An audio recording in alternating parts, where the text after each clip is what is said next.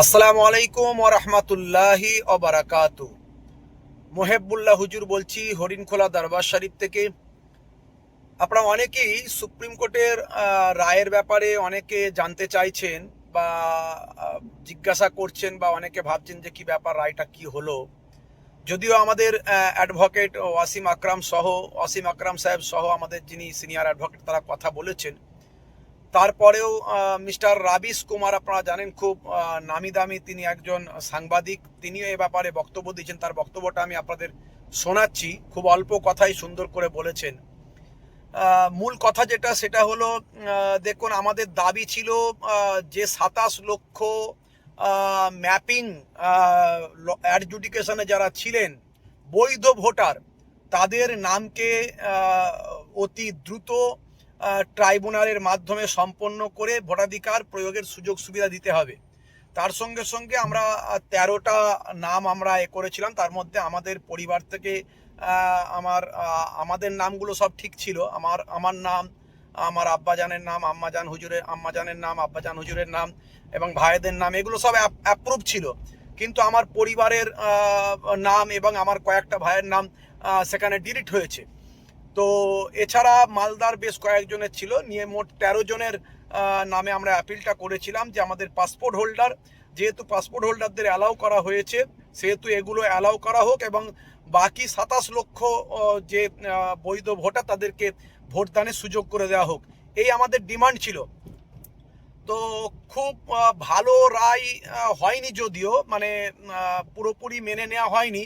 তবে আমাদের রায়ের পরিপ্রেক্ষিতে তার পরের দিন থেকেই ট্রাইব্যুনাল গঠন করা হয়েছে, জোর দেওয়া হয়েছে। এটা আমাদের মামলার ফলই হয়েছে। আলহামদুলিল্লাহ, এটা একটা ভালো রেজাল্ট। তো সে ব্যাপারে মিস্টার রাবিশ কুমারের বক্তব্যটা আমি আপনাদের শোনাচ্ছি, যিনি এনডিটিভির সাংবাদিক ছিলেন, খুব নামি দামি। ওনার বক্তব্যটা শুনুন। कोर्ट ने कुरैशा यास्मीन की याचिका पर सुनवाई के दौरान यह सारी काम की बातें की हैं, मगर 27 लाख लोगों का कोई काम नहीं हुआ। बेशक कोर्ट ने एपेलेट ट्रिब्यूनल से कहा कुरैशा यास्मीन की अपील पर तेजी से सुनवाई हो। सवाल है कि एक या दो व्यक्ति के लिए आदेश दिए जा रहे हैं।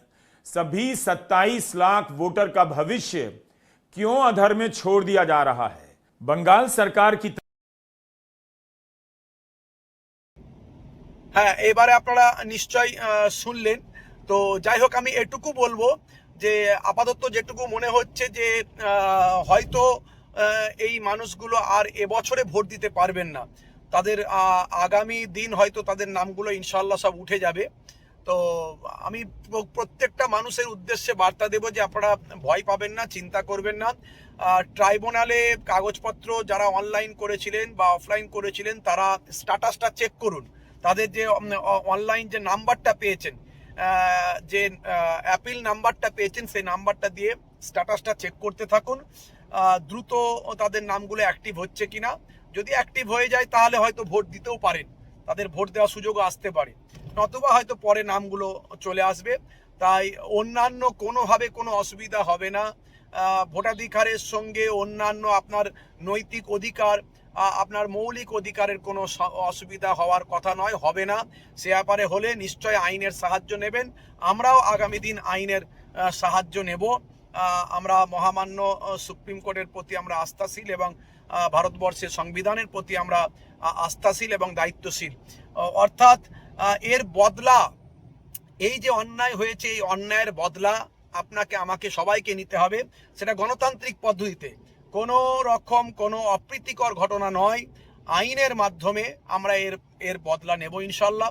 এবং আমি এটুকু বলবো যে আপনার নিকটাত্মীয়, আপনার পরিচিত, আপনার পরিবারের যাদের ভোটাধিকার আছে তারা ভোটের মাধ্যমে এর এর চরম আঘাত করুন। ভোটের মাধ্যমে আপনারা ভোট দিন, কেউ ভোটদান থেকে বিরত থাকবেন না। অনেকের বক্তব্য যে আমাদের পরিবারের কজন ভোট দিতে পারছে না, তাহলে আমরা ভোট দেব না। ভোট বয়কট কেউ করবেন না, এটাই তারা চায়। তাই আপনারা সেটা করবেন না, ভোট বয়কট করবেন না। একটা ভোটের অনেক মূল্য।